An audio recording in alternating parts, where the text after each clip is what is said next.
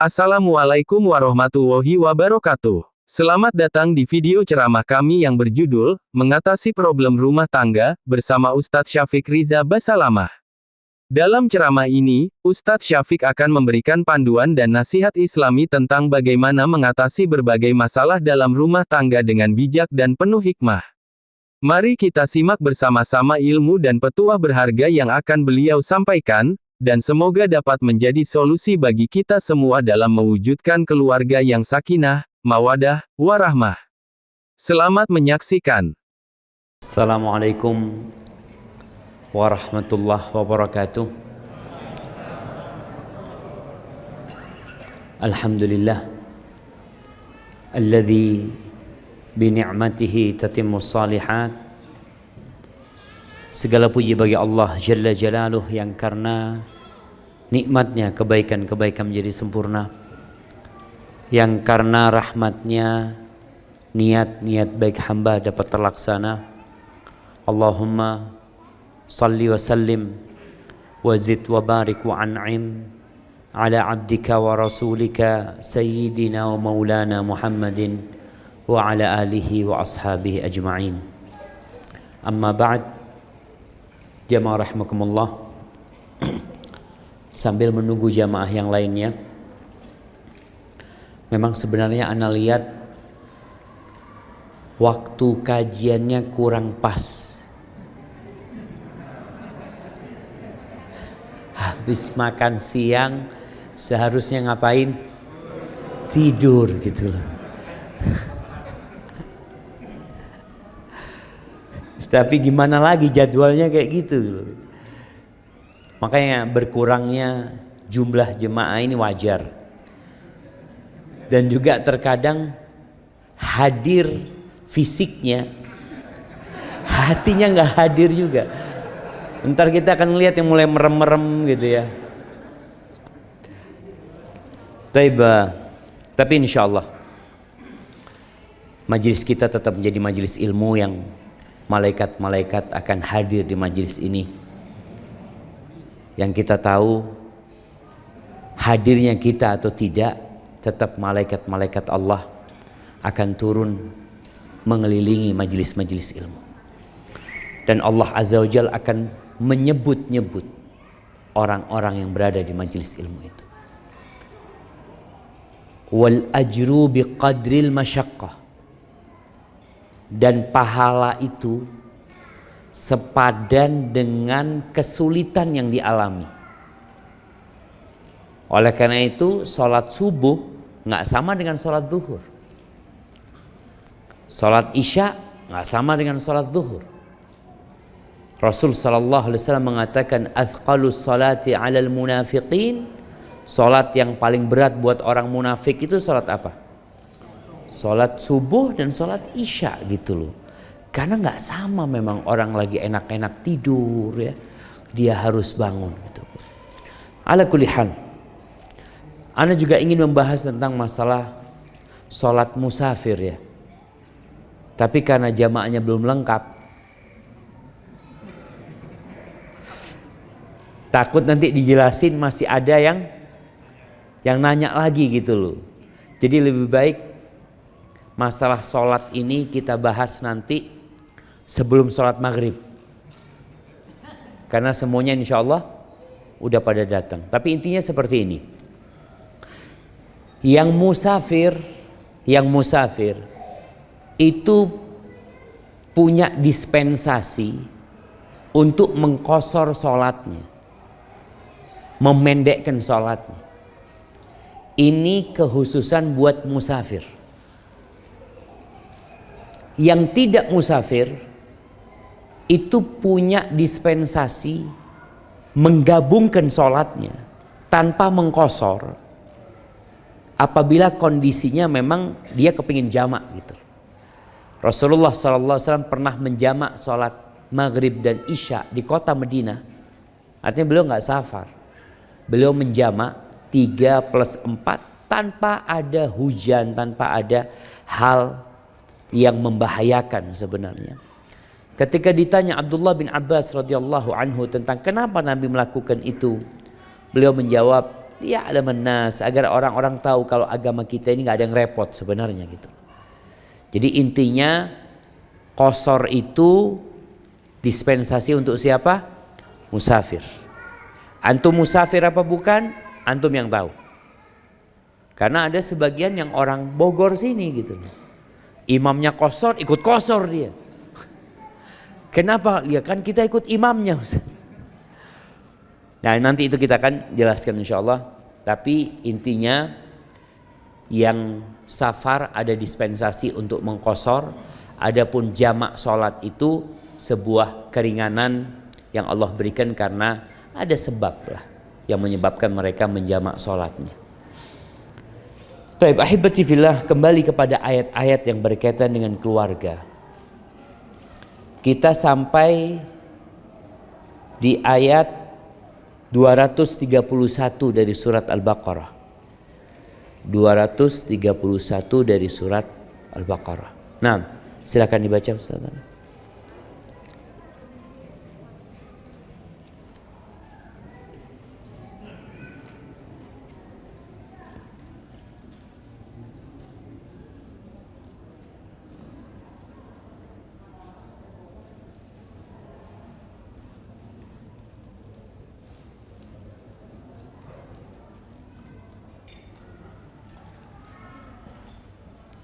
Ya, ada di buku itu 231.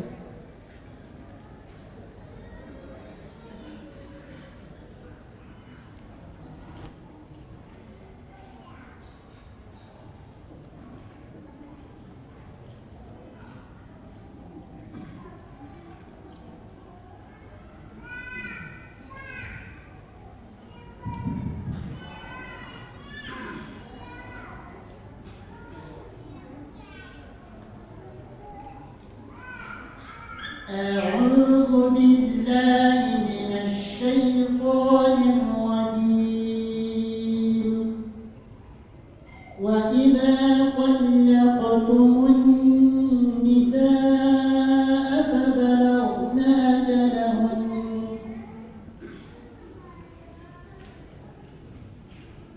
وإذا طلقتم النساء فبلغن أجلهن فأمسكوهن بمعروف أو سرحوهن بمعروف ولا تمسكوهن ضرارا لتعتدوا ومن يفعل ذلك فقد ظلم نفسه ولا تتخذوا آيات الله هزوا واذكروا نعمة الله عليكم وما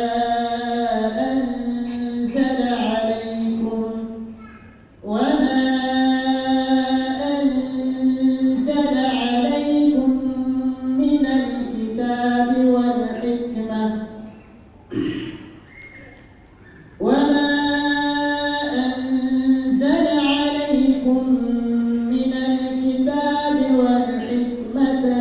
والحكمة يعظكم به واتقوا الله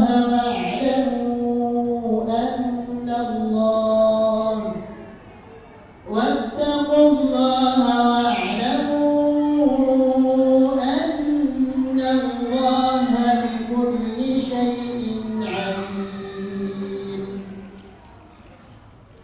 Barakallahu fikum. Artinya? Apabila kamu mentalak istri-istrimu lalu mereka mendekati akhir iddahnya, maka rujukilah mereka dengan cara yang ma'ruf atau ceraikanlah mereka dengan cara yang ma'ruf pula. Janganlah kamu rujuki mereka untuk memberi kemudaratan, karena dengan demikian kamu menganiaya mereka. Barang siapa berbuat demikian, maka sungguh ia telah berbuat zalim terhadap dirinya sendiri. Janganlah kamu jadikan hukum-hukum Allah permainan, dan ingatlah nikmat Allah padamu dan apa yang telah diturunkan Allah kepadamu, yaitu Alkitab dan Al-Hikmah atau As-Sunnah. Allah Subhanahu wa taala memberi pengajaran kepadamu dengan apa yang diturunkannya itu, dan bertakwalah kepada Allah, serta ketahuilah bahwasanya Allah Maha mengetahui segala sesuatu. Quran surah Al-Baqarah ayat 231. Barakallahu fikum. Kita lihat jamaah, Islam ini begitu detailnya membuat aturan kehidupan manusia. Namun banyak di antara kita yang menjalani kehidupan ini tanpa petunjuk Al-Quranul Karim. Berapa banyak yang menikah, yang pernikahannya juga tidak sesuai dengan syariat. Ketika mereka sudah berumah tangga, rumah tangganya pun tidak mengikuti aturan-aturan Allah Azza wa Jalla. Kemarin kita udah membahas bahwa tolak yang boleh rujuk itu berapa kali? 2 kali. Kalau sudah 3 kali, nggak ada pintu rujuk kecuali perempuan itu menikah lagi dengan laki-laki lain. Tapi kita melihat kadangkala di rumah tangga ini, suaminya sudah menceraikan istrinya 10 kali, tapi masih satu rumah. Seakan-akan mereka belum bercerai. Sampai ada cerita tadi malam, ada yang bertanya tentang bagaimana orang tuanya ini sudah sering bercerai, Ustaz. Sudah lebih 3 kali bapaknya menceraikan ibunya. Maka kita lihat kebodohan seseorang dengan agama akan membuat dia menganiaya diri dia sendiri. Siapa yang mau disalahkan? Oh, anak nggak tahu, anak nggak paham. Ya belajar makanya. Engkau mau kerja saja butuh belajar. Masa mau nikah nggak belajar? Nggak mengerti tentang bagaimana berumah tangga. Maka di sini dijelaskan oleh Allah Azza wa Jalla, kalau kalian mentalak istri-istri kalian, kemudian mendekati masa iddahnya. Adanya masa iddah ini di antara hikmahnya agar kedua orang ini merenungkan nasib mereka. Apakah memang sudah menjadi keputusan final harus berpisah, atau masih mungkin diperbaiki? Maka Allah kasih arahan. Kalau sudah mendekati, kita kemarin bicara 3 kali masa suci, boleh jadi sudah masuk ke masa suci yang ketiga, mulai engkau lihat. Fa'amsikuhunna bima'ruf. Kalian rujuki mereka dengan cara yang baik, tidak dengan ancaman, tidak dengan syarat-syarat yang memberatkan, tapi dengan cara yang baik. Au sarihuhunna bima'ruf. Atau ya udah nggak usah dirujuk, berpisah dengan cara yang baik. Apabila permisahan itu, perceraian itu mengikuti aturan syariat, insya Allah potensi untuk dimanfaatkan oleh iblis dalam memutuskan silaturahim, ya, dalam merusak kehidupan anak-anak itu semakin kecil. Karena nanti orang tuanya akan ngomong sama anaknya, bapak pisah sama ibumu baik-baik, nak. Karena memang ada ketidakcocokan. Memang nggak bisa dilanjutkan. Terkadang sang ibu menceritakan kepada, enggak, bapakmu memang yang nggak benar. Dia tuh main perempuan, dia ini itu. Ini menunjukkan bahwa perempuan ini tidak berpisah dengan baik-baik. Yang terkadang sudah 15 tahun berpisah, sang ibu ini tetap menanamkan di diri anaknya agar benci kepada bapaknya. Bapakmu tuh nggak benar memang. Jangan sampai itu terjadi. Kadangkala seorang ibu ingin melindungi dirinya, atau dia ingin menimpakan penderitaan kepada mantan suaminya, agar hidup dalam penderitaan karena anaknya tidak berbakti, padahal yang dia lakukan sejatinya sedang menzalimi diri sendiri dengan yang dia lakukan itu. Wala tumsikuhunna dhiraran lita'tadu. Nggak boleh kalau merujuk dalam rangka mempersulit. Perempuan ini mungkin ada laki-laki yang merujuk istrinya supaya dia nggak segera menikah. Dirujuk. Dulu orang-orang jahiliyah karena perceraian itu tidak ada batasnya, mereka bisa 10 kali menceraikan istrinya, 10 kali merujuk istrinya. Jadi istrinya itu nggak nikah-nikah aja. Karena pas mau habis masa iddahnya dia rujuk, aku rujuk engkau. Dapat 2 hari aku ceraikan kau. Udah. Nanti hampir 3 bulan aku rujuk engkau. Setelah itu diceraikan lagi. Enggak. Itu enggak ada lagi dalam Islam. Ada aturannya. Maka bagi orang-orang yang merujuk istrinya tapi niatnya jahat, ingat, Allah tahu dengan ada apa yang di hati kalian. Maka Allah katakan, "Wa may yaf'al dzalika faqad dzalama nafsah." Jangan sampai hukum-hukum Allah ini dipakai bahan guyonan. Nggak serius kita menjalankan hukum Allah. Kita disuruh mengingat nikmat yang Allah berikan kepada kita.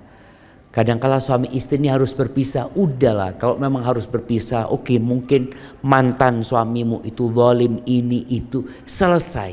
Dalam agama kita, nih buat emak-emak ya yang mungkin merasa dizalimi sama suaminya, ingat dengan sabda Nabi SAW, "Man satara musliman satarahullah." Barang siapa yang menutupi aib saudaranya, Allah akan menutupi aib dia. Oke, mantan suamimu berbuat ini dan itu macam-macam, udah urusan dia sama Allah Azza wa Jalla. Engkau silahkan menjalani hidupmu yang baru ini ya dengan lembaran yang masih kosong. Dan jangan menyimpan luka dan dendam. Sampai Allah mengatakan, "Wala tansawul fadla bainakum." Kalian jangan melupakan adanya kelebihan di antara kalian.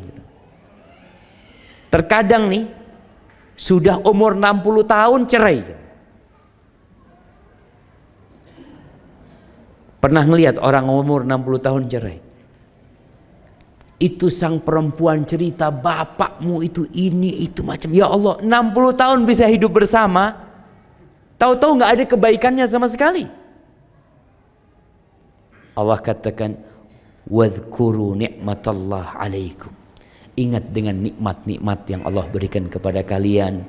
Dan apa yang Allah turunkan dari Al-Quran, dari hikmah, dari sunnah, itu adalah nasihat gitu. Jangan diabaikan. Kemudian kita disuruh bertakwa kepada Allah. Dan ketahuilah Allah itu maha mengetahui segala sesuatu. Artinya kezaliman yang dilakukan oleh mantan suaminya atau mantan istrinya itu tidak ada satu pun yang tidak dicatat. Seharusnya keimanan ini membuat kita tenang gitu. Karena ada omongan di masyarakat kadangkala, oh ini memang perempuannya nggak benar. Kita ingin bela diri gitu. Nggak perlu sudah. Kita kalau menyibukkan diri membela diri kita, itu akan menjadi tanda kata orang-orang, oh berarti benar. Tapi ketika kita biarkan omongan orang itu seperti api yang kehabisan kayu, lama-kelamaan mati. Barakallahu fiik. Kemudian kalau kita lihat di halaman 4 ya, di situ ada ayat 233 dari surat Al-Baqarah. Ini masih berkaitan dengan masalah perceraian. Berkaitan dengan kalau anak itu masih bayi, siapa yang merawatnya ya, siapa yang lebih berhak. Kemudian di masa lalu itu kalau anak ini dirawat oleh ibunya, biasanya ibunya yang menyusui. Maka ada biaya untuk perawatan anak itu, atau kalau enggak disusukan kepada orang lain. Dan subhanallah kayaknya pada masa itu belum seperti masa sekarang ya, yang anak-anak banyak disusui sama sapi. Iya, artinya dulu itu sudah ada sapi, sudah ada kambing, tapi tetap anak-anak itu dikasih ASI. Walaupun bukan air susu ibunya sendiri. Seperti Nabi kita Muhammad alaihissalam, beliau minum air susu dari ibunya sendiri, kemudian dari Thuwaibah, kemudian yang terakhir dari Halimah Sa'diyah. Masya Allah, barakallahu fikum. Dari tadi anak tunggu sebenarnya jamaah. Tapi jazakallahu khair. Tapi mungkin nanti bisa dibaca yang ayat ini. Kemudian di Al-Baqarah 235. Ini berkaitan dengan melamar wanita yang masih dalam masa iddah. Gak boleh kita melamar dengan terang-terangan. Tapi boleh dengan ya sindiran ya. Mungkin ada yang mengatakan, Masya Allah, perempuan kayak engkau ini banyak yang mau gitu loh. Banyak yang nungguin. Tapi gak boleh mengatakan aku melamar dirimu, gak boleh. Karena dia masih dalam masa iddah jemaah. Ini termasuk bentuk menghormatin wanita. Baik, kemudian kita akan baca, pindah ke surat An-Nisa ayat 1. Surat An-Nisa ayat 1 ini termasuk ayat yang hampir selalu dibaca oleh Nabi SAW ketika khutbatul hajah. Di awal ceramahnya, kadangkala atau lebih sering Nabi menggunakan khutbatul hajah. Innal hamdalillah nahmaduhu wa nasta'inuhu wa nastaghfiruh. Lalu beliau membaca 3 ayat ya dari Al-Qur'anul Karim. Salah satunya adalah yang ada di surat An-Nisa ini. Nah, silakan dibaca.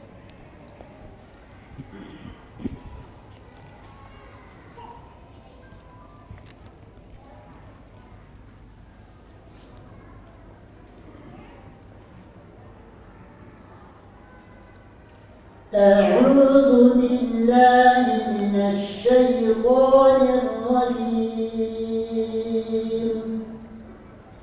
بسم الله الرحمن الرحيم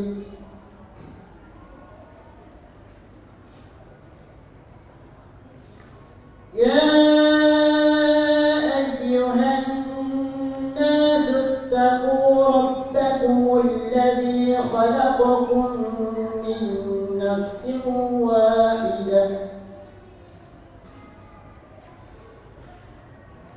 خلقكم من نفس واحدة وخلق منها زوجها وبث منهما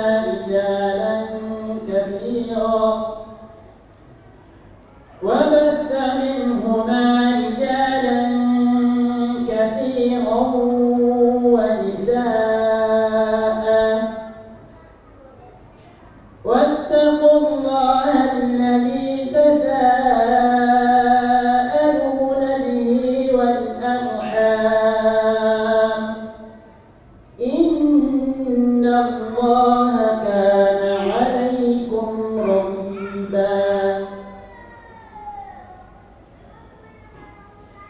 Hai sekalian manusia, bertakwalah kepada Tuhanmu yang telah menciptakan kamu dari seorang diri, dan daripadanya Allah Subhanahu wa Ta'ala menciptakan istrinya, dan daripada keduanya Allah memperkembangbiakan laki-laki dan perempuan yang banyak. Dan bertakwalah kepada Allah yang dengan mempergunakan namanya kamu saling meminta satu sama lain, dan peliharalah hubungan silaturahim. Sesungguhnya Allah selalu menjaga dan mengawasi kamu. Barakallahu fikum. Subhanallah. Di awal surat An-Nisa, bayangkan di dalam Al-Quran itu ada surat khusus dengan nama An-Nisa. Ada surat laki-laki ya? Nggak ada. Hah? Masya Allah. Nah, surat An-Nisa yang menunjukkan perhatian Islam kepada perempuan. Sebagian perempuan merasa dizolimi, seakan-akan dia merasa ustadznya ini laki-laki semua, jadi ustadznya selalu berusaha untuk lebih mengutamakan kaum laki-laki. Tidak. Allah peduli dengan para wanita, semua dikasih hak. Dan tadi malam kita sudah baca bahwa Allah menyebutkan walahunna mithlul ladzi 'alaihinna bil ma'ruf, dan perempuan-perempuan itu memiliki hak, punya hak yang setara dengan kewajiban mereka. Tapi walir rijali 'alaihinna darajah, laki-laki itu ada kelebihan. Dan kelebihan laki-laki ini secara logika, secara fitrah, secara indera itu dapat dilihat gitu. Di ayat ini Allah memulai dengan memanggil manusia. Jadi ada panggilan ya ayyuhalladzina amanu, itu khusus buat orang-orang beriman. Ada panggilan ya ayyuhan nas, itu untuk seluruh umat manusia, masuk di dalamnya yang mukmin dan yang kafir. Apa kata Allah? Ittaqu rabbakum, bertakwalah kalian kepada Rabb kalian, kepada Tuhan kalian. Siapa Tuhan kita? Alladzi khalaqakum, yang telah menciptakan kalian. Subhanallah jemaah. Min nafsi wahidah. Bayangkan manusia dengan jumlah 8 miliar, kita yang berada di ruangan ini, laki-laki dan wanita, itu dari satu jiwa, yaitu Nabi Adam alaihissalam. Dan dari satu jiwa ini Allah menciptakan pasangannya. Jadi kalau Adam diciptakan dari tanah, Hawa diciptakan dari Adam alaihissalam. Kalau orang-orang Nasara mengklaim Nabi Isa sebagai anak Tuhan karena lahir tanpa bapak, ini Nabi Adam tidak ada bapak, tidak ada ibu. Ini Hawa nggak ada bapak, nggak ada ibu. Dia diciptakan dari seorang laki-laki. Ini menunjukkan kebesaran Allah Azza wa Jalla. Dan dalam sebuah hadis disebutkan bahwa perempuan itu diciptakan dari tulang rusuk. Jadi dari semua anggota tubuh ini Allah memilih tulang rusuk. Para ulama ketika berusaha untuk mengkaji hikmah darinya, di situ ada pesan bagi para lelaki bahwa dia nggak bisa hidup tanpa wanita. Dia perlu pendamping. Nabi Adam alaihissalam berada di surga, di tempat yang semuanya indah, tapi kalau nggak ada perempuan, beliau tetap hidup kesepian. Maka kalau ada orang sudah kaya raya nggak punya istri, sebenarnya dia menderita. Rasul SAW mengatakan ad-dunya mata wa khairu mata'id dunya al-mar'atus salihah. Dunia ini perhiasan, dunia ini kesenangan, dan sebaik-baiknya kesenangan dunia adalah istri yang soleha. Tapi kalau istri nggak soleha, ahsan nggak punya istri. Antum hidup seperti di neraka. Berapa banyak laki-laki, ini mama harus paham. Kalau suaminya itu malas pulang ke rumah, berarti ada apa di rumah? Ada suami, ini ada cerita. Seorang suami curhat, Ustaz, ana itu Ustaz, sengaja pulang ke rumah nunggu istri ana tidur Ustaz. Kenapa? Kalau enggak usah ditanya dari mana, ini itu macam, ya Allah, ana udah capek kerja. Al Mustafid Channel, menginspirasi dan mencerahkan. Kepinginnya pulang itu disambut oleh istri, karena memang istri itu sakinah, tempat ketenangan. Ternyata anak nggak dapat ketenangan. Maka ana memilih pulang ketika istri tidur, anak-anak tidur, dengan harapan tidak ada keributan di rumah. Maka tolong ibu-ibu jangan sadar gitu loh, bahwasanya diciptakannya seorang wanita adalah untuk menghadirkan kedamaian dan ketenangan di dalam rumah. Dan para ulama juga menyebutkan perempuan itu tidak diciptakan dari tulang kepala, wala tulang tangan, wala tulang kaki, tapi dari tulang rusuk, agar suami ini senantiasa melindunginya, bukan malah menindasnya atau menginjak-injaknya.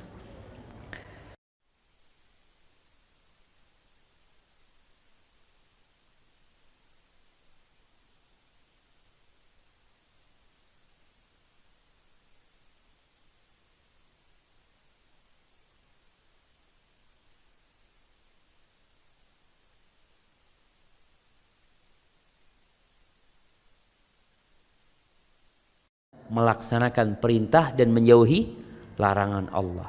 Takwa itu artinya mengingat Allah dan tidak melupakannya, bersyukur kepada Allah dan tidak kufur, taat kepada Allah dan tidak bermaksiat kepadanya. Kemudian Allah sebutkan wattaqullah, bertakwalah kepada Allah yang dengan namanya kalian saling meminta. Ada orang yang meminta, aku meminta dengan nama Allah Azza wa Jalla.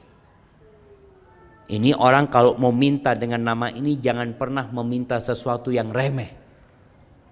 Karena engkau bawa nama Allah.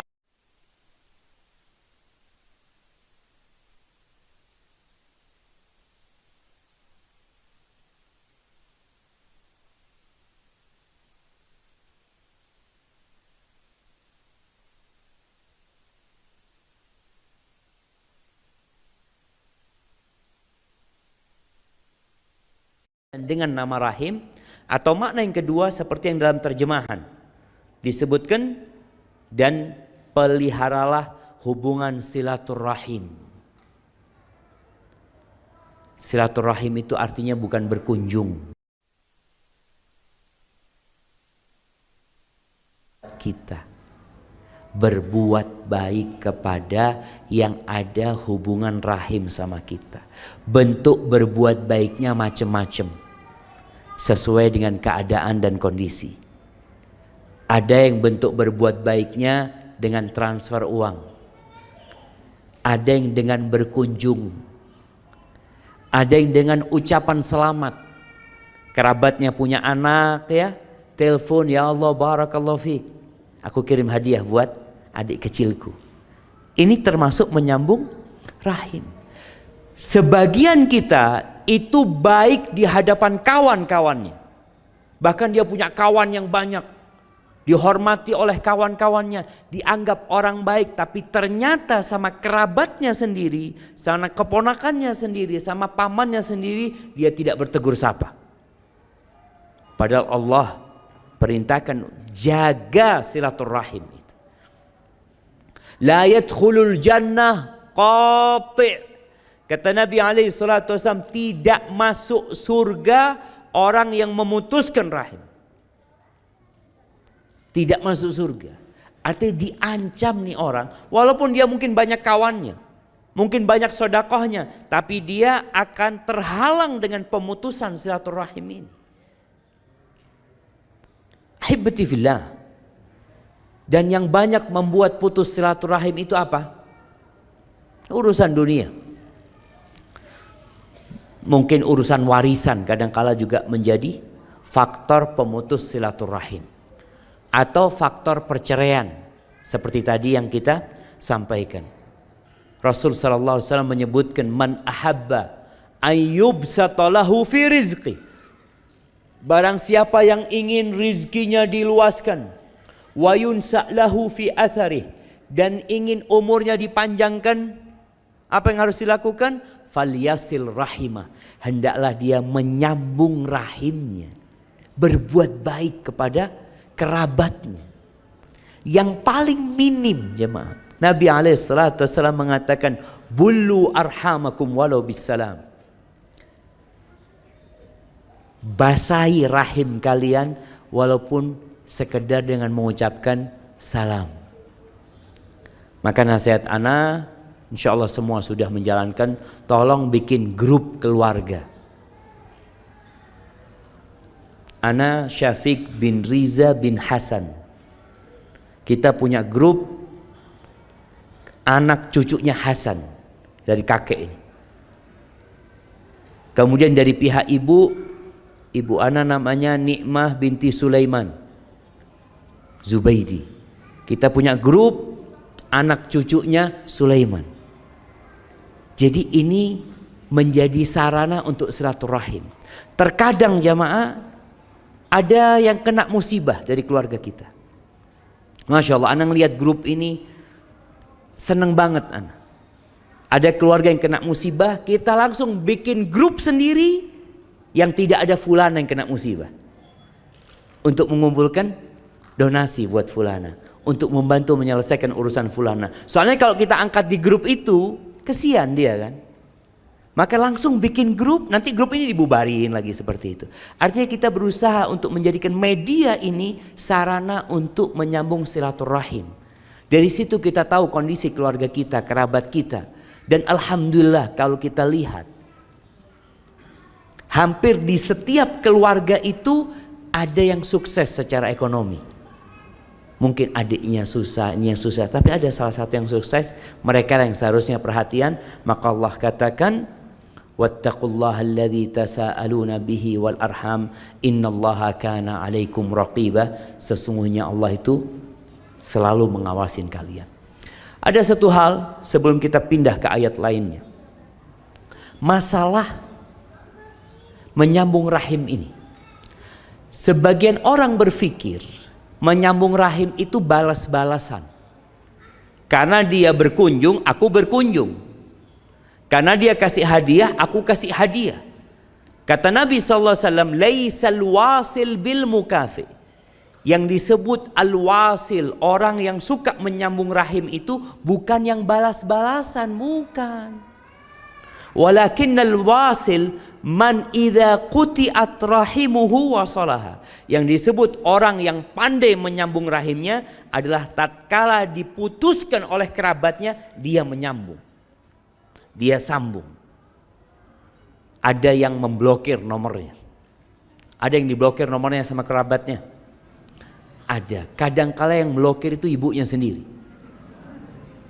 Iya, ada kejadian teman di Semarang, Ustaz, ana itu kadangkala diblokir sama ibu, Ustaz. Ana kadangkala datang ke rumah ibu itu nggak dibukain pintu. Apa yang harus ana lakukan? Ana sampaikan, antum datang ke rumah ibu antum bawa oleh-oleh, antum duduk di depan pintu rumah antum. Assalamualaikum ibu. Antum tunggu 1 jam nggak dibukain, antum pulang. Taruh oleh-oleh. Nanti datang lagi, sampai kapan? Ya sampai dibukain sama ibu. Kadangkala ada yang memutuskan. Dan paling tidak kita doakan orang-orang yang tidak mau bertegur sapa dengan kita. Dan sebagian kita perlu mengalah. Ustadz yang salah dia Ustadz. Masa ana yang minta maaf? Kita ini sedang berlomba-lomba cari surga. 2 orang yang tidak bertegur sapa. Siapa yang paling baik? Yang memulai salam lebih dahulu. Bukan siapa yang merasa benar, siapa yang merasa salah, tapi siapa yang memulai salam terlebih dahulu, yang berusaha menyambung rahimnya terlebih dahulu, dialah yang terbaik. Barakallahu fikum. Baik. Kita lanjut ke An-Nisa ayat 3. Ini agak berat ayat 3 ini, jemaah. Nah, tafadhol Ustaz, dibaca Ustaz.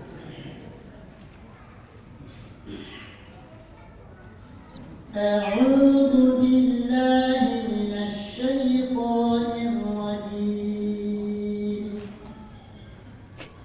Wa in khiftum alla tuqsitu fil yatama fankihu ma qad lakum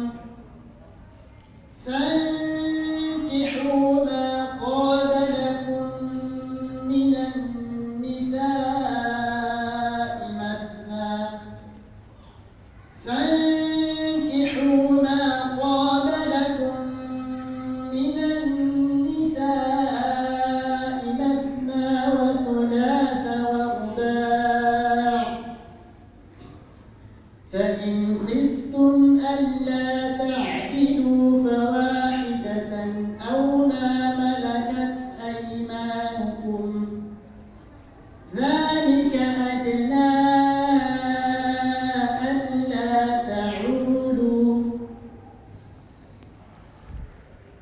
Barakallahu fikum. Dan jika kamu takut tidak akan mendapat berlaku adil terhadap hak-hak perempuan yang yatim, bila mana kamu mengawininya, maka kawinilah wanita-wanita lain yang kamu senangi, 2, 3, atau 4. Kemudian jika kamu takut tidak akan dapat berlaku adil, maka kawinilah seorang saja atau budak-budak yang kamu miliki. Yang demikian itu adalah lebih dekat kepada tidak berbuat aniaya. Barakallahu fikum. Jadi dahulu orang Arab itu kadangkala melihara anak yatim. Dia pelihara anak yatim itu sampai kemudian ternyata anak itu tumbuh besar, menarik. Kadangkala yang merawat ini ingin menikahi, tapi karena dalam perawatan dia, maharnya kan kadangkala tergantung dia, karena dia sebagai walinya kadangkala. Maka di sini Allah arahkan jangan sampai engkau melakukan kezaliman dengan mereka, dengan tidak diberikan hak mereka secara sempurna. Lalu Allah kasih arahan, udahlah, nikahilah wanita-wanita yang kalian sukai, yang baik-baik. Berapa? 2, 3, 4. Ibu-ibu kalau dengar ayat ini gimana hatinya? Tergantung jemaah. Iya. Jadi sebenarnya kalau bicara nikah lebih dari 1, itu Allah membolehkannya. Bahkan Allah mengatakan 2, 3, 4. Namun perlu diperhatikan, jangan sampai berpikir tentang kesenangannya, lupa dengan tanggung jawabnya. Banyak ibu-ibu merasa kalau suaminya kawin yang kedua, suaminya itu bersenang-senang saja. Betul ibu-ibu? Padahal anak kalau dengar yang nikah lebih dari 1 jamaah, iya dia mungkin bersenang-senang beberapa hari, setelah itu ruwet urusannya jamaah. Artinya ada tanggung jawab. Makanya kalau dipikir, lebih nyaman mana? Menyalurkan syahwat dengan berzina. Ketika seorang laki-laki berzina, dia cuma bayar, setelah itu selesai, nggak ada tanggung jawab dia. Tapi dia melakukan dosa besar di hadapan Allah Azza wa Jalla. Mungkin dia punya uang 100 juta. Kalau dia berzina dengan wanita 1 juta tiap wanita, dia bisa berzina 100 kali dengan wanita. Tapi ketika dia memilih menikah dengan seorang wanita yang halal, dia akan melihat tanggung jawab yang besar yang akan dia emban. Memang itu halal, tapi ada tanggung jawabnya. Kadangkala setan itu menggodain laki-laki ini untuk melakukan yang haram tanpa ada tanggung jawab, kata dia. Sekedar menyalurkan syahwatnya selesai, tapi dia akan dimurkai Allah Azza wa Jalla. Terus kalau dia milih menikah lebih dari 1 untuk menyalurkan syahwatnya, dia akan berpikir berulang kali. Bapak-bapak nih, kalau Anda lihat wajahnya ya, sebenarnya mereka ingin. Betul bapak-bapak? Dengar ibu-ibu. Kameranya Mustafa dihadapkan ke sana. Udah masuk yang ngomong betul tadi. Baik, artinya mereka secara fitrah, mereka ada perasaan itu gitu. Dan Allah membolehkan, artinya bukan sesuatu yang terlarang sebenarnya. Keinginan mereka ini secara agama legal, boleh. Tapi Allah sebutkan harus berlaku adil gitu.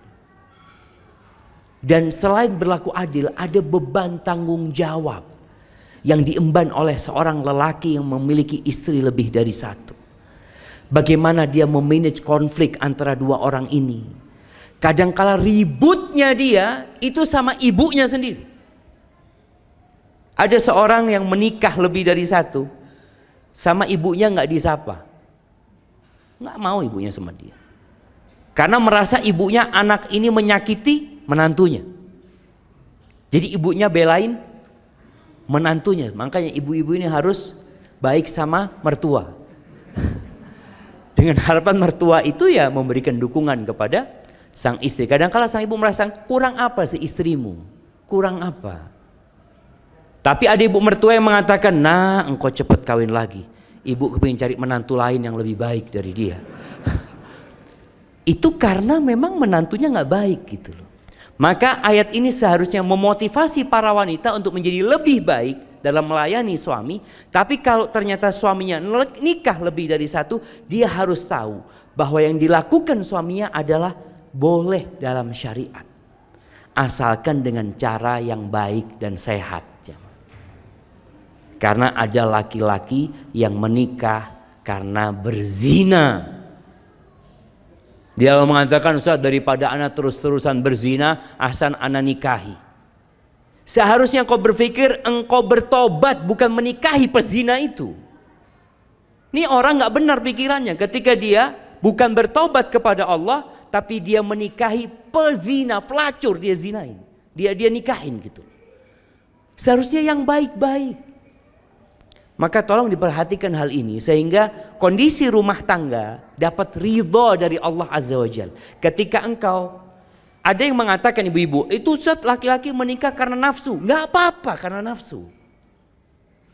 Karena memang Rasul sallallahu alaihi wasallam menyuruh menikah untuk menundukkan pandangan dan menjaga nafsunya gitu loh. Ketika dia merasa istrinya tidak mencukupi dia, maka dia berpikir untuk menikah lagi dengan cara yang halal. Dia menyalurkan di tempat yang Allah ridhai. Sampai kata Nabi SAW, wa fi bud'i ahadikum sadaqah. Kalian itu mendatangi istri kalian dapat pahala sedekah. Bayangin coba. Menyalurkan syahwatnya itu dapat pahala sedekah. Dan ini membuat para sahabat terheran-heran. Bapak-bapak serius semua jemaah. Nah, para sahabat itu heran, ya Rasulullah, ayati ahaduna syahwatahu wa yakunu lahu fiha ajr. Gimana seseorang di antara kita menyalurkan syahwatnya dapat pahala dia? Apa kata Nabi SAW? Ara'aitum law wada'aha fi haram akana alaihi wizr. Menurut kalian gimana? Kalau dia menyalurkan di tempat yang haram, dosa enggak dia? Ya tentunya dosa. Begitu pula tatkala dia menyalurkan di tempat yang halal. Baik, ana mau tanya sama ibu-ibu. Mic-nya udah siap buat ibu-ibu? Udah ada? Ada enggak hikmah poligami buat perempuan? Kalau bapak-bapak banyak katanya dia. Mau dikasih payung ibu-ibu ya? Nah, silahkan.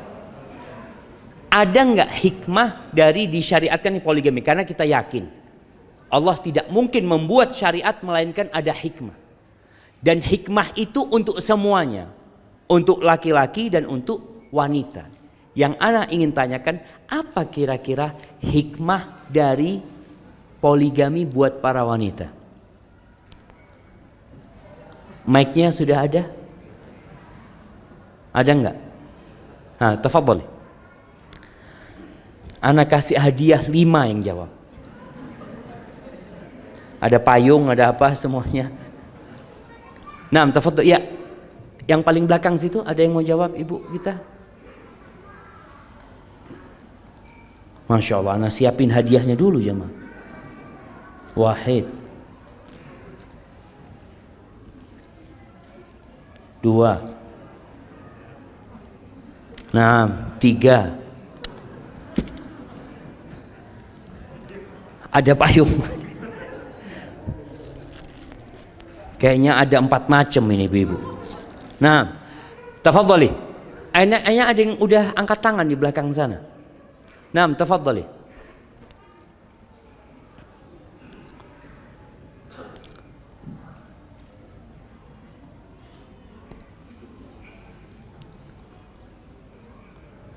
Karena hadiahnya ada 4, jadi hikmahnya 4 ibu.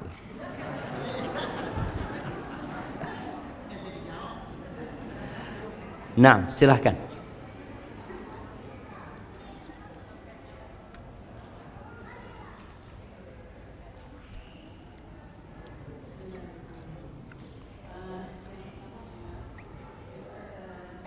Didekatkan mic-nya mungkin. Qadarullah wanita lebih banyak dari laki-laki, sehingga poligami itu bermakna bagi perempuan-perempuan yang memang belum mendapatkan jodoh. Masya Allah.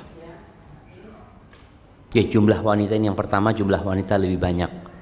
Dan kalau dilihat sambil nanti lanjut ke ibu, kebanyakan yang mati itu suami apa istri?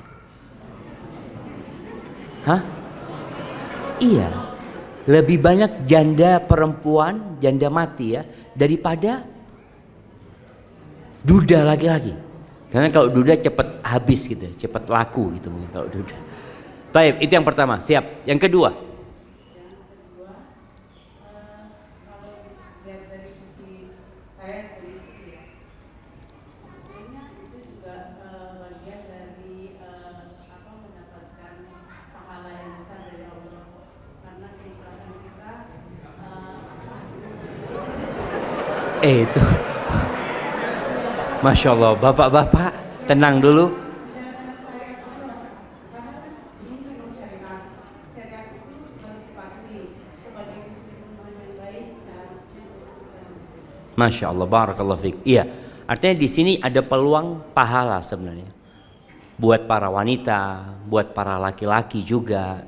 Kalau tadi disebutkan memperbanyak pahala, mungkin dari sisi membantu seorang wanita yang tidak memiliki suami, atau dari sisi memperbanyak anak. Yang kita tahu salah satu tujuan pernikahan adalah memperbanyak umatnya Nabi Muhammad alaihissalam. Yang ketiga mungkin pahala tadi dengan menjaga kehormatan wanita ini, karena ada wanita-wanita yang nggak tersalurkan syahwatnya.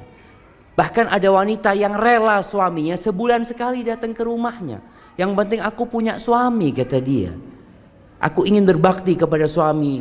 Bukankah di antara syarat wanita masuk surga dari pintu mana saja, dipanggil dari pintu mana saja itu adalah sholat 5 waktu, puasa Ramadan, menjaga kehormatan diri dan taat sama suaminya. Ketika dia nggak punya suami, dia nggak bisa melakukan itu. Baik, ada lagi ibu? Kalau dari sisi saya pribadi ya, Ustaz, Nah, itu berbagi kewajiban ya. Seperti saya dulu mengamati yang rumah anaknya 4 istri. Jadi seminggu di sana sehingga istri ini yang pertama bisa punya waktu untuk belajar. Masya Allah, cocok itu jamaah. Bapak-bapak cocok? Siap, Masya Allah. Hadiahnya nanti diambil sama panitia ya. Iya, ini ibu Masya Allah. Dia melihat dari sisi positifnya. Dia sisi positifnya yang jelas. Ketika seorang wanita melihat dengan suaminya itu tidak sering ke rumahnya, dia punya kesempatan untuk berbakti sama orang tuanya, mungkin merawat orang tuanya, dia juga bisa belajar lebih dalam lagi. Ada perempuan-perempuan yang nggak pernah bisa puasa Senin Kemis karena suaminya ada terus gitu. Tapi kalau suaminya nggak ada, alhamdulillah istirahat dia bisa hatam Al-Quranul Karim ya. Masya Allah. Barakallahu fiik. Ibu-ibu yang lain ada tambahan? Kayaknya udah habis ya. Tapi ala kulli hal, kembali kepada ayat ini. Ayat ini sebenarnya bukan berpihak kepada kaum laki-laki, tapi ayat ini untuk laki-laki dan wanita. Sehingga yang merasa berat kadangkala yang menjadi istri pertama. Padahal ada banyak orang-orang yang kepingin jadi istri walaupun hanya 1/4. Ada ibu-ibu yang sudah jadi istri suaminya ini 20 tahun bersama suaminya. Lalu ada perempuan yang numpang. Dia tidak melihat bahwasanya perempuan ini dapat sedikit bagian dari suaminya. Sedangkan dia sudah merasakan 20 tahun suaminya milik dia sendiri. Lalu nih buat ibu-ibu, bapak-bapak ini, bapak-bapak, dia itu tidak bermudah-mudahan menikah lebih dari 1. Buktinya dia mikir Mikir sampai tua, sampai putih jenggot, jadi apa? Jadi beban buat dia kadang-kala. Sehingga tatkala dia menikah lagi, itu hasil pikiran puluhan tahun kadang-kala jamaah. Nah, ada yang istrinya 2 di sini? Angkat tangan, anak kasih hadiah jamaah. Ada jamaah. Tadi ada yang konsultasi sama Ana soalnya. Baik, ala kulli hal barakallahu fiik. Kita mungkin ada setengah jam waktu untuk tanya jawab. Kalau mungkin ada yang ingin ditanyakan, boleh secara langsung atau via tulisan. Nah, silahkan. Bismillahirrahmanirrahim. Masya Allah. Assalamualaikum warahmatullahi wabarakatuh. Waalaikumsalam warahmatullahi wabarakatuh. Afwan Ustaz, saya ingin bertanya. Ini berkaitan dengan silaturahim. Ana memiliki keluarga yang banyak dan termasuk keluarga besar. Ada beberapa paman Ana yang mereka memiliki kelebihan harta, sedangkan kita yang ponakan-ponakannya ya seadanya, apa adanya.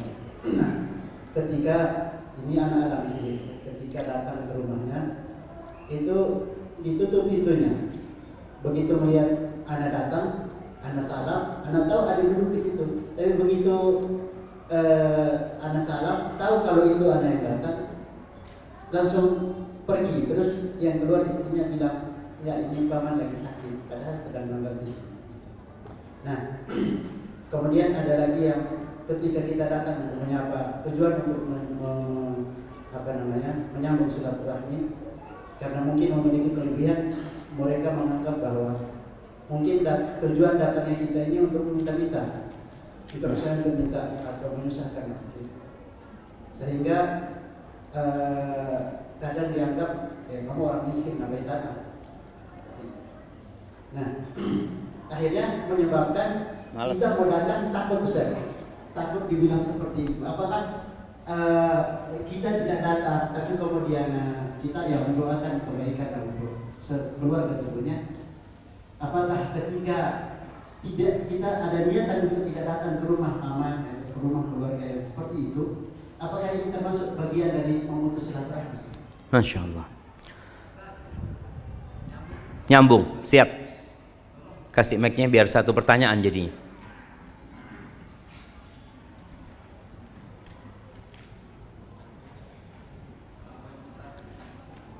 Hidupin dulu. Iya.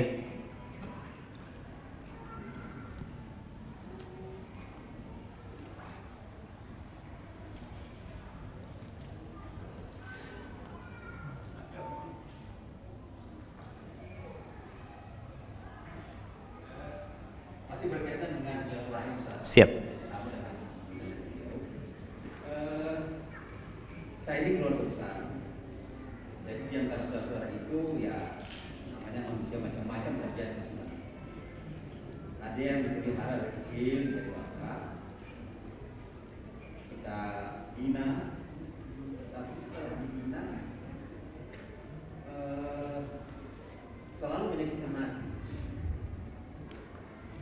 Ya katakanlah alasan dimodali sampai orang lalu dibantu terus membuat susah. Kalau rasanya istilahnya lah ya korupsi lah, ambil barang yang benar lah. Hanya kami merasa ini kalau ingin terus hati juga sakit. Apakah kami berdosa kalau sementara kita tidak berhubungan dengan mereka? Terima kasih. Masya Allah. Barakallahu fiik. Ya, ahibati fillah. Memang banyakkan manusia itu menilai orang lain dari harta. Makanya kayaknya Ustadz kalau datang ke sana perlu sewa mobil, Ustadz. Bukan naik motor, sewa mobil. Ana pernah ada kawan, dia itu mencari keluarganya naik mobil Alphard ya. Itu ketemu semua keluarganya gitu. Karena dilihat, oh, Masya Allah gitu ya. Karena mereka melihat ini orang akan memberikan manfaat gitu. Tapi ketika mereka melihat nih orang naik motor, aduh, ini keluar fulus kita buat orang ini. Maka sepertinya kita perlu cara lain gitu loh, pendekatan kepada mereka. Yang pertama seperti kita bawa oleh-oleh. Selalu ketika kita datang kita bawa oleh-oleh. Mungkin kalau tadi datang ke sana nggak dijumpain, karena dia merasa sakit ini itu, Afwan ini titip buat paman ya, insya Allah anak akan datang lagi. Sehingga mereka melihat bahwasanya keponakannya ini datang bukan untuk minta-minta. Keponakannya datang memang untuk menyambung silaturahim. Dan mungkin juga paman kita belum paham tentang agama ya. Jadi karena kekurangan ilmu membuat dia seperti itu. Padahal jamaah, dengan kita membantu keluarga kita keluar duit, Allah akan kasih ganti yang lebih banyak sebenarnya. Tapi karena dia nggak paham hal itu. Maka ngerasa kalau tadi berpikiran kemudian tidak mau ke sana lagi, mungkin kurang tepat. Kita tetap berusaha berbuat baik, artinya menyambung silaturahim nggak harus berkunjung. Boleh jadi dengan telepon. Assalamualaikum, gimana kabarnya paman ini dan itu. Berarti kita telah menyambung. Ini sesuatu yang paling minimal yang bisa kita lakukan. Atau paling tidak kita bisa kirim makanan. Sekarang ini Masya Allah jemaah, mudah sekali kita berbuat baik kepada kerabat kita. Antum bisa bikin program tiap bulan, ana mau kirim kepada sepupu makanan mamanya. Kita jatah 50.000, kirimkan ke rumah fulan-fulan semua itu. Ini termasuk kita menyambung rahim kita sama mereka gitu loh. Kalau kita nggak bisa berkunjung, jadi nggak harus berkunjung, tapi kita tetap berbuat baik kepada kerabat kita. Artinya itu tetap ada. Kalau menyambung pertanyaan yang tadi, jadi ada satu hal yang perlu kita ingat tatkala kita berbuat baik kepada kerabat kita, kepada orang lain, jangan pernah berharap balas budi dari mereka. Yang ada sakit hati gitu. Manusia ini sama Allah nggak pandai bersyukur. Sama Allah yang berbuat baik tanpa bisa dia hitung kebaikan Allah, dia itu berbuat maksiat sama Allah itu.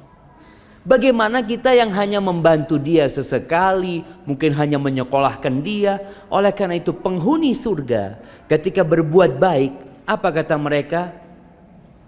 Innama nut'imukum liwajhillah, la nuridu minkum jazaan wala syukura, innama nut'imukum liwajhillah. Kata mereka, kami nih membantu kalian, memberi makan kepada karena berharap karunia Allah dan keridhaannya. Kita nggak ingin dari kalian jazaan wala syukur. Kita tidak ingin balasan dari kalian atau ucapan terima kasih. Itu kita sama sekali nggak minta. Kalau kita benar-benar ikhlas, maka nggak ada urusan dia mau terima kasih, dia mau ingat sama kita, nggak ada urusan. Kenapa? Karena perbuatan baik kita sama dia sudah dicatat sama Allah Azza wa Jalla. Artinya udah selesai. Nah, cuma bagaimana dengan kerabat kita yang kadang-kala kita bantu, tapi kayaknya bantuan kita disalahgunakan buat dia. Bantuan kita ternyata tidak memperbaiki dia. Maka perlu dipikir kembali. Bagaimana caranya memperbaiki orang ini? Kalau memang caranya, udah caranya kita tinggalin dulu, nggak apa-apa. Tujuan kita adalah memperbaiki dia, supaya dia mandiri, supaya dia ya paling tidak berpikir gitu. Memek paman mulai saat ini nggak akan bantu engkau lagi. Udah cukup paman kasih modal, engkau usaha sendiri. Silahkan, nggak apa-apa seperti itu. Tujuannya bukan memutus silaturahim tapi memperbaiki dia. Ingat Allah itu tahu dengan apa yang di hati kita. Jadi seperti itu. Wallahu a'lam bishawab. Nah. Baik, kita ada pertanyaan lagi di sini. Tafadhal. Sebelum kita baca mic-nya bisa dikirimkan.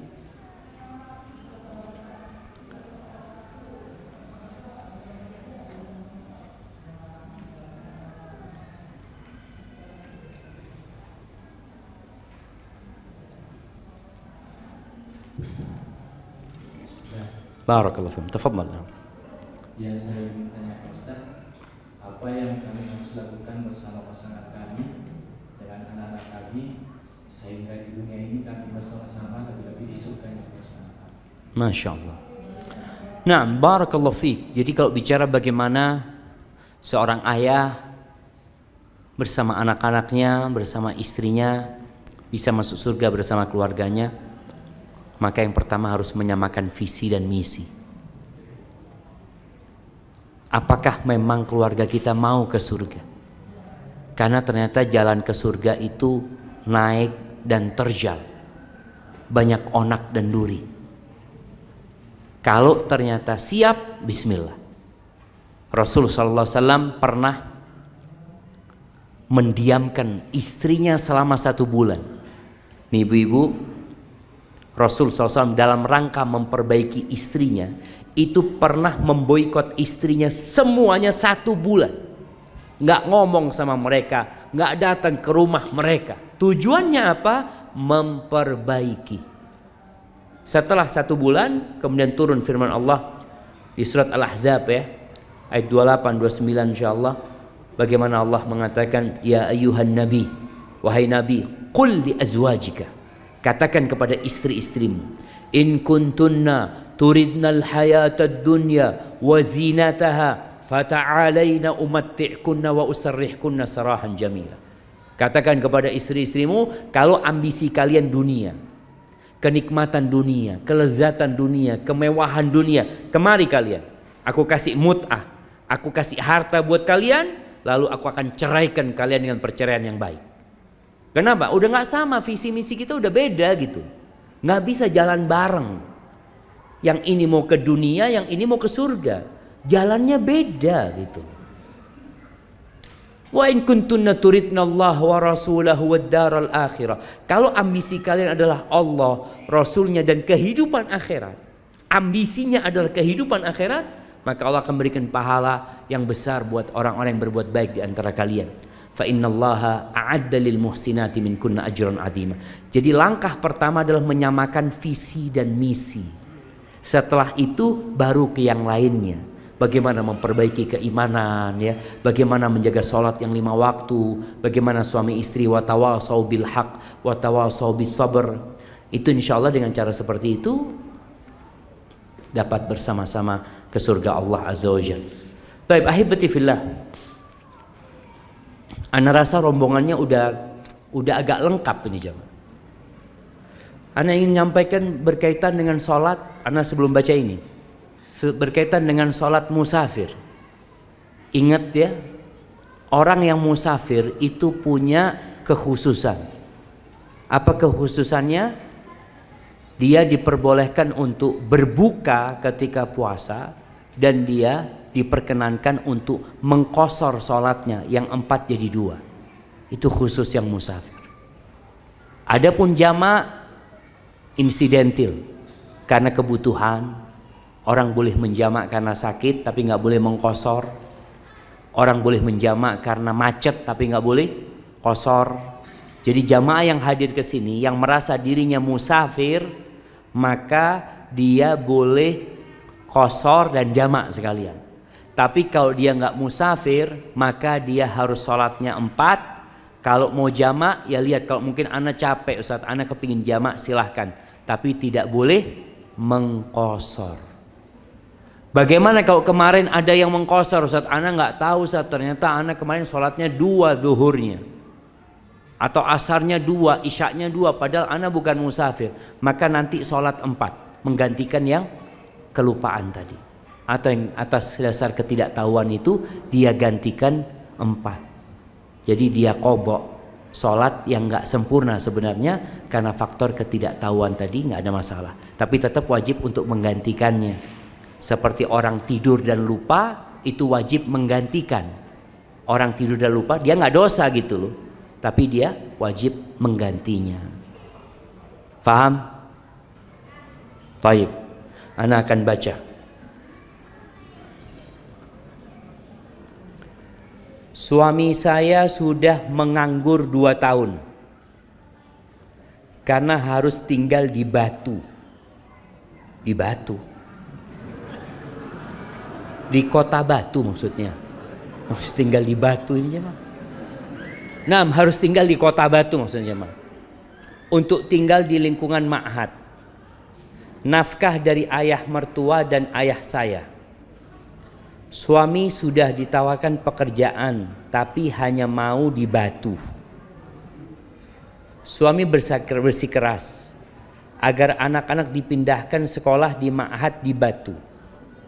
Posisi saya dan anak-anak sekarang di Jakarta. Namun ma'had di sana hanya fokus di tahfidz Quran. Tidak ada ijazah apapun. Sekarang saya ditalak 2. Harus bagaimana Ustaz? Baik, ahibati fillah. Yang pertama, seorang istri itu wajib taat dan patuh kepada suaminya. Selama perintah suaminya tidak bertentangan dengan perintah Allah. Selama perintah suaminya tidak berseberangan dengan fitrah dia sebagai seorang wanita, maka dia wajib taat kepada suaminya. Seperti di sini ketika suaminya minta anak-anaknya pindah di sana, seharusnya itu pindahlah, bismillah. Yang dilakukan suami juga bukan satu kemaksiatan. Kalau bicara Ustaz, anak-anak sekolah di sana tahfidz Quran nggak dapat ijazah, ya nanti diusahakan ijazah itu bisa dengan PKBM ya, dengan kejar paket, insya Allah masih bisa dilakukan itu.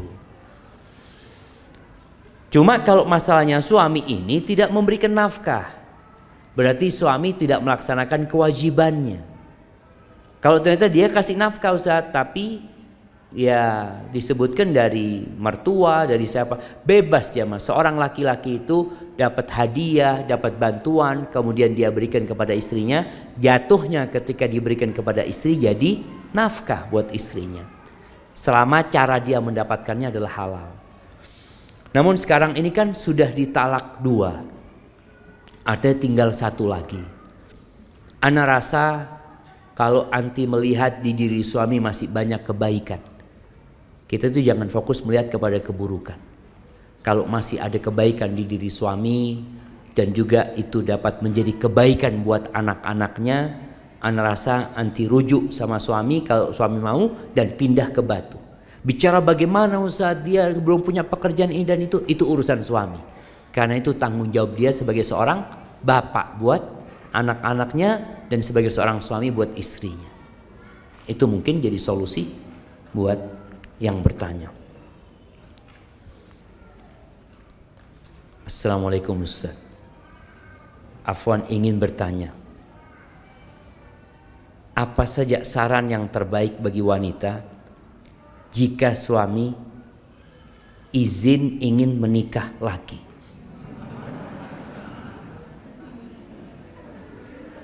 Apa sarannya?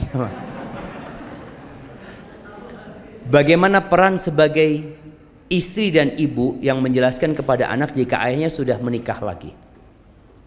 Apakah boleh jika suami menikah lagi, istri tidak terlalu saling mengenal dengan istri lainnya? Masya Allah jemaah. Ana lihat ke belakang ini banyak perempuan-perempuan yang semakin faham tentang agamanya, semakin mengerti tentang tujuan hidupnya, sehingga tidak menjadikan nikah lagi ini sebuah hal yang tabu.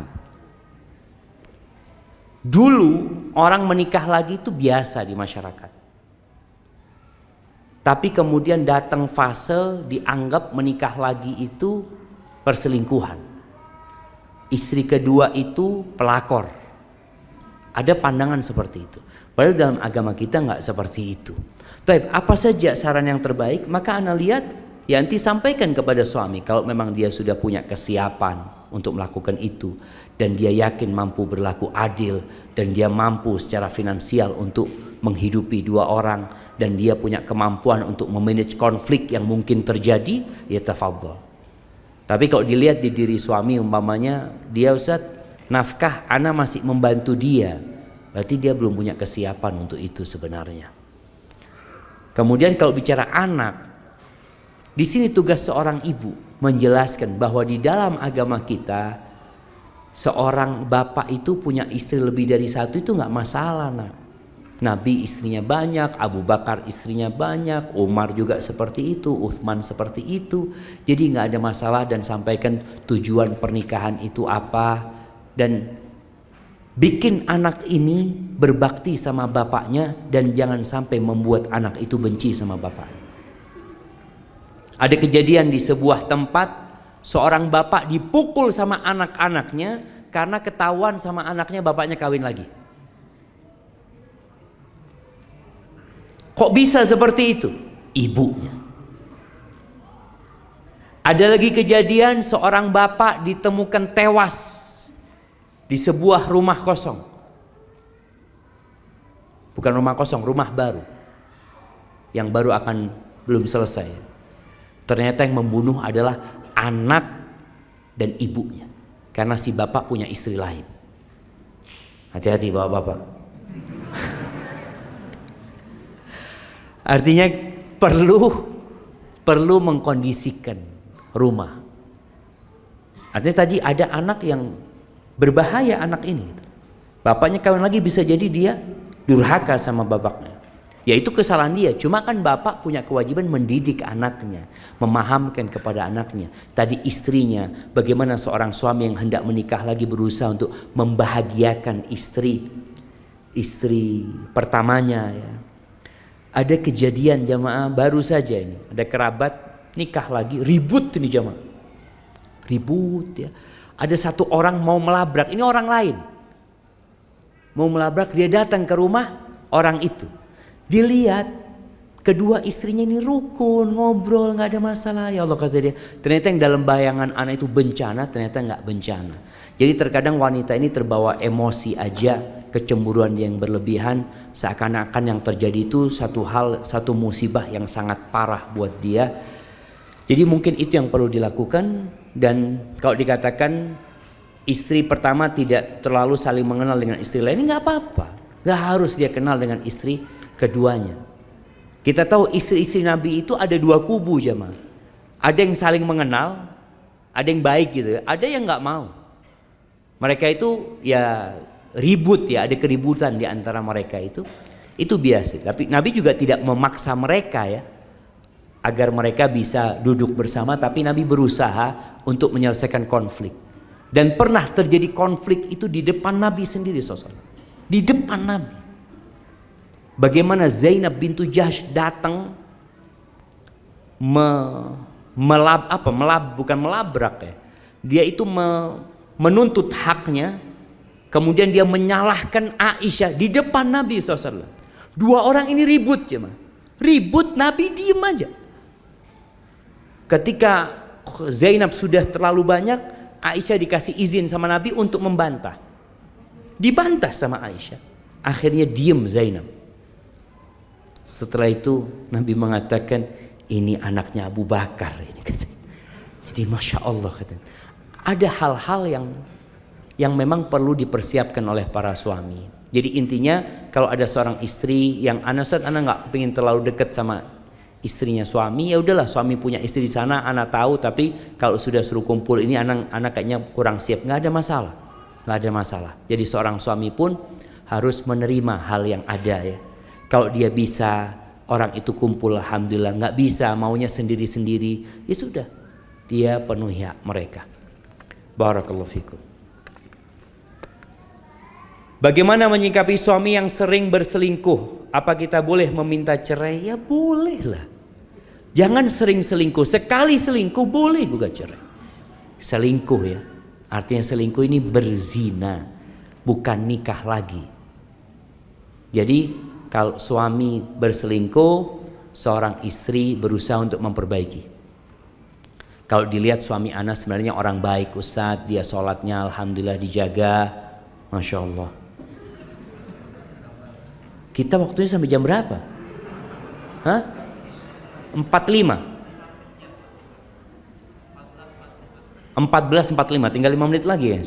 Nah, baik, sampai mana barusan jemaah? Oh, pertanyaan selingkuh ya. Artinya tadi, apabila seorang istri melihat suaminya baik, tapi dia terjebak dalam perselingkuhan itu karena lingkungan, maka bagaimana sang istri memperbaiki suaminya? Dengan cara pertama, dia melayani suaminya secara maksimal. Yang kedua, bagaimana mengajak suaminya untuk belajar lagi, untuk menguatkan keimanan. Bagaimana kalau memang perlu suaminya hijrah dari tempat itu? Sampaikan bang, kalau abang tetap kerja di tempat itu kayaknya tetap nggak benar gitu. Kalau memang kita ingin melanjutkan rumah tangga ini, ana minta abang keluar dari tempat itu. Kita cari tempat yang lain, nggak ada masalah gitu. Tapi kalau ternyata suami setelah diperbaiki nggak baik-baik, maka istri punya hak untuk menggugat cerai suaminya. Barakallahu fikum. Bagaimana hukum dalam Islam bagi pasangan yang sudah berpisah dengan anak yang dibawa pihak istri, tapi sang anak tidak mengetahui siapa ayahnya?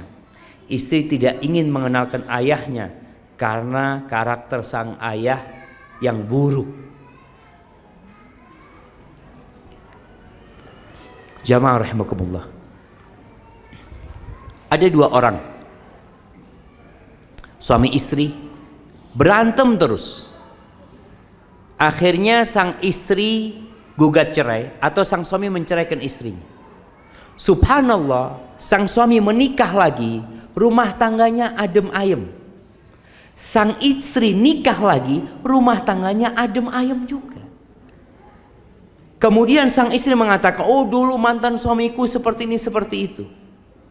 Buktinya, kenapa suamimu bisa nikah dengan wanita lain baik-baik? Berarti kan ada ketidakcocokan aja sebenarnya. Suami juga mengatakan, waduh mantan istri ana Ustaz, gak nurut, gak ini itu macam. Ternyata dia menikah baik-baik pernikahannya. Berarti memang takdirnya harus berpisah. Bagaimana dengan pertanyaan ini? Ingat ibu, anak itu punya bapak. Dia harus tahu dengan bapaknya. Dia punya kewajiban berbakti kepada bapaknya. Walaupun bapaknya itu orang kafir, dia wajib berbakti gitu. Dan manusia itu bisa berubah gitu. Bagaimana Umar bin Khattab radhiyallahu taala anhu begitu jahatnya kepada kaum muslimin, sampai umat Islam itu ada sebagian yang putus asa, nggak mungkin Umar ini masuk Islam, orang kayak gitu. Ternyata dia masuk Islam dan jadi orang nomor 2 setelah Abu Bakar Siddiq radhiyallahu anhu. Artinya tumbuhkan di diri sendiri optimisme bahwasanya mantan suami, bapaknya anak ini bisa jadi orang baik dan lebih baik lagi. Tinggal bagaimana kita menanamkan di diri anak kita keimanan kepada Allah, sehingga kalau dia tahu bapakmu ini nak kurang baik, kalau memang kurang baik, ibu harap engkau bisa memberikan nasihat kepada bapakmu. Bukan engkau jangan pernah ketemu bapakmu, bukan. Tapi diarahkan anak ini bagaimana bisa memperbaiki bapaknya. Kalau dikatakan nak bapakmu itu murtad, sampaikan murtad bapakmu. Kalau memang bapaknya murtad, bagaimana anak ini mungkin dia bisa mendakwain orang tuanya. Terus ada satu hal yang terkadang terjadi di masyarakat. Anak yang mengatakan, Ustadz, bapak anak ini nggak pernah berjasa Ustadz, nggak pernah berbuat baik. Anak kecil, ibu anak diceraikan, dia merantau, nggak pernah tahu. Ketika anak sukses, bapak anak datang sama anak. Apakah anak wajib berbakti sama dia? Wajib berbakti. Lu siapa yang nyuruh berbakti? Allah Azza wa Jalla. Allah mengatakan, wa wasainal insana biwalidayhi ihsana. Kami wasiatkan kepada manusia agar berbuat baik kepada kedua orang tuanya. Apa kebaikan ayah? Engkau itu sampai kapanpun adalah anak bapakmu gitu. Tanpa ada bapakmu nggak ada dirimu. Kemudian kadang-kala tadi disebutkan ibunya karakter sang ayah buruk, iya. Tapi tentunya sang ayah punya kebaikan yang menyebabkan ibu ini mau dinikahi sama dia. Kenapa engkau mau dinikahi sama dia? Menunjukkan ada kebaikan di diri dia. Hanya saja mungkin keburukannya lebih banyak. Ya udahlah, kalau memang harus berpisah, berpisah, tapi jangan sampai memutuskan silaturahim. Baik, yang terakhir, bagaimana hukumnya anak perempuan yang akan menikah dengan wali ayahnya, tapi anak perempuan tersebut tidak tahu hasil dari luar nikah. Orang tua tidak mau menginfokan ke anaknya karena takut sang anak sedih. Ahibati fillah, orang yang berzina dia akan membawa beban zina itu. maka dia benar-benar harus bertobat kepada Allah Azza wa Jalla. Kalau berkaitan dengan anak hasil zina, ada dua pendapat ulama. Yang pertama, berkaitan dengan seorang ayah yang yakin bahwasanya anaknya ini adalah anaknya dia. Yakin itu perempuan gak pernah zina sama orang lain, tapi hanya berzina dengan dia. Dan dia yakin bahwasanya anaknya yang lahir itu adalah hasil air mani dia, bukan orang lain. Apakah boleh dia menisbatkan anak itu kepada dirinya? Jumhur ulama berpendapat nggak bisa. Tetap anak itu dinisbatkan kepada ibunya, yang menjadi wali adalah wali hakim. Tapi pendapat yang kedua, pendapat ini juga diikuti oleh Syekhul Islam Ibn Taimiyah rahimahullahu ta'ala, bahwasanya apabila dia yakin itu anaknya dan dia mau menisbatkan kepada dirinya, dan perempuan ini bukan pelacur ya, bukan, memang perempuan itu ya mungkin tadi pacarnya dia, nggak ada orang lain yang menyentuh dia, dan dia hendak mengaku itu sebagai anaknya, diperbolehkan menurut pendapat kecil sebagian ulama kecil seperti itu. Sehingga kalau pendapat yang kedua ini ya sudah, itu seperti anaknya, sehingga dia menikahkan dengan nama dirinya. Namun pendapat ini lemah sebenarnya. Karena yang namanya anak di luar nikah ya tetap hasil zina. Anak itu anak zina, nasabnya seperti sabda Nabi SAW, al-waladu lil firash. Anak itu ikut pemilik ranjang. Ini ceritanya dulu perempuan ini budak umpamanya ya. Budak ini miliknya, anak punya budak perempuan. Tahu-tahu ada yang menzinain budaknya anak, sampai punya anak. Anak itu dinisbatkan kepada pemilik ranjang, dinisbatkan kepada anak gitu. Karena anak yang punya ranjang tersebut. Oleh karena itu pendapat ulama, jumhur ulama berpendapat tetap anak itu tidak dapat dinisbatkan kepada ayah biologisnya, tapi dinisbatkan kepada ibunya. Pernikahannya biar pakai wali nanti, supaya menutupin aib tersebut, ngomong sama anaknya, nak, bapak nggak bisa nikahkan engkau, nak, bapak takut gugup ini itu, nanti wali hakim yang akan nikahkan kau, bapak sudah serahkan kepada itu.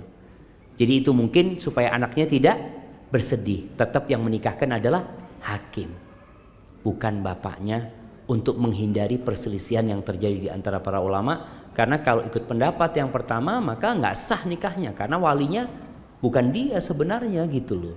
Tapi kalau sudah diberikan kepada hakim, selesai gitu, aman sudah, anak itu menikah sah dengan wali hakim. Hadza wallahu a'lam bishawab. Pertanyaan yang lainnya mungkin kita lanjutkan di malam hari nanti jamaah. Hadza wallahu a'lam bishawab. Ana serahkan ke moderator Ustaz Rahmat. Alhamdulillah, kita telah menyimak ceramah yang penuh dengan ilmu dan panduan dari Ustadz Syafiq Riza Basalamah tentang mengatasi problem rumah tangga. Semoga apa yang telah disampaikan dapat menjadi pedoman bagi kita semua dalam menghadapi dan menyelesaikan berbagai masalah dalam rumah tangga dengan bijak dan penuh hikmah sesuai dengan tuntunan Islam. Kami mengucapkan terima kasih yang sebesar-besarnya kepada Ustadz Syafiq atas pencerahan dan nasihatnya yang sangat berharga. Semoga Allah Subhanahu wa Ta'ala senantiasa memberikan kesehatan, kekuatan, dan keberkahan kepada beliau dalam menjalankan dakwahnya. Terima kasih telah menonton. Jangan lupa untuk like, share, dan subscribe agar tidak ketinggalan video-video bermanfaat lainnya. Semoga Allah Subhanahu wa Ta'ala selalu membimbing kita dalam mewujudkan keluarga yang sakinah, mawadah, warahmah. Wassalamualaikum warahmatullahi wabarakatuh.